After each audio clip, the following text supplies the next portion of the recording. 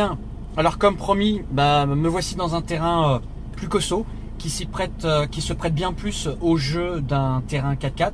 Donc là c'est une piste 4x4 faite en gravier ici. Et une piste alors à la fois de terre battue et une piste herbeuse. En fait c'est de la lande tout simplement. Et puis sur votre gauche, pour vous donner une idée, voilà le type de paysage que j'ai.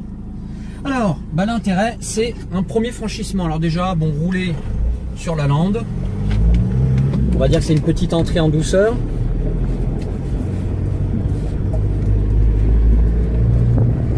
Et puis bien souvent en 4x4, on a des franchissements à gué. Alors, il y a peut-être un terme technique pour les spécialistes, désolé.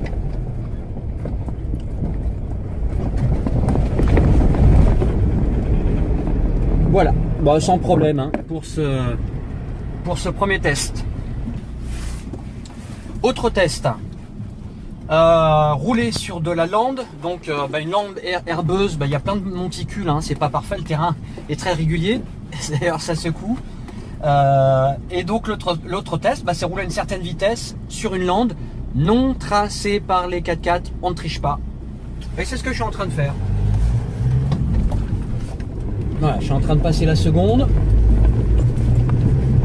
Ça secoue quand même.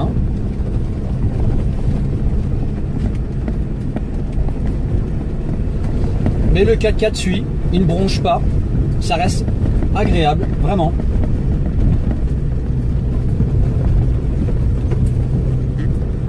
On va faire un petit 360 degrés.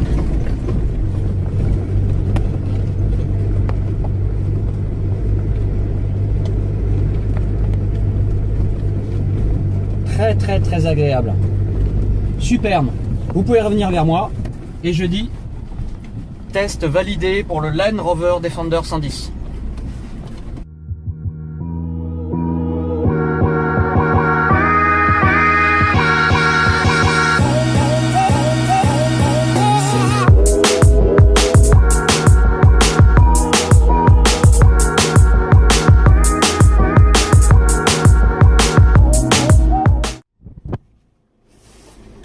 Autre test avec donc mon 4x4, ça va être les dénivelés. Donc voici une piste de gravier légèrement bosselée, forcément quand même, elle s'écoule un petit peu, et on va la tester en montée.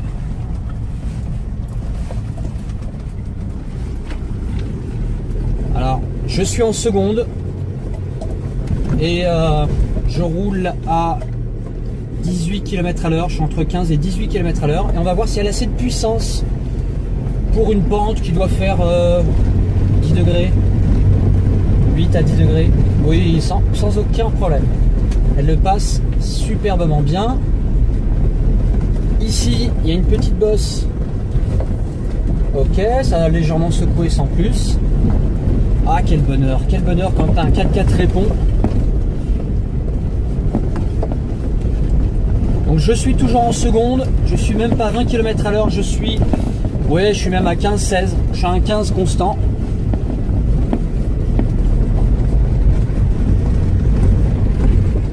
Comme on le voit, il y a des gros blocs de pierre.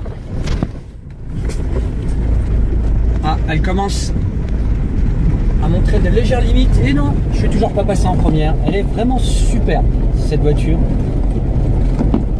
Excellent.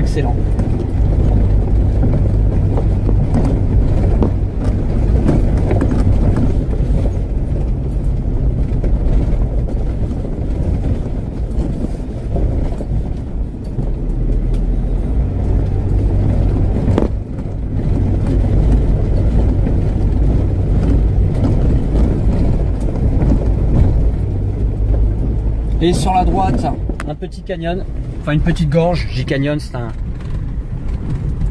Voilà, c'est pas ultra profond, mais déjà ça met le ton, c'est assez sympa.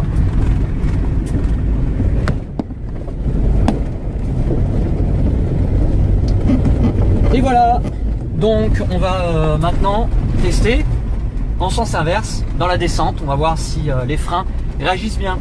A tout de suite. Et au menu, maintenant, tout de suite, une descente Il y a pire en descente, hein, je ne vais pas l'exagérer, mais il y a quand même quasiment 10 degrés de descente, avec des gros blocs de roche sur le chemin. Donc on va voir un peu comment elle réagit. Puis évidemment les freins, le dosage du frein, l'équilibrage, le poids, le transfert de poids. On va faire ça tout de suite.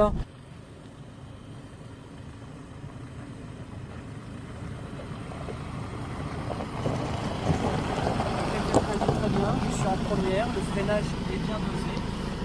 On va tester un petit peu plus loin le frein à main en pleine descente. On va essayer au plus fort de la descente. Alors nous voici sur une petite pente. Elle doit être à environ 6 degrés. Frein à main. Dernier cran. Impeccable. On est bien chargé à l'arrière avec les bagages.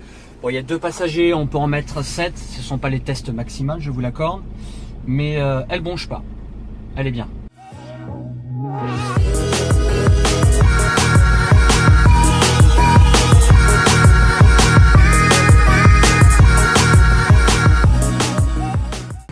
C'est assez dantesque ce parcours en 4x4.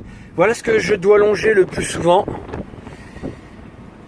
Vraiment des sentiers, des chemins tracés par les 4x4 à flanc de falaise.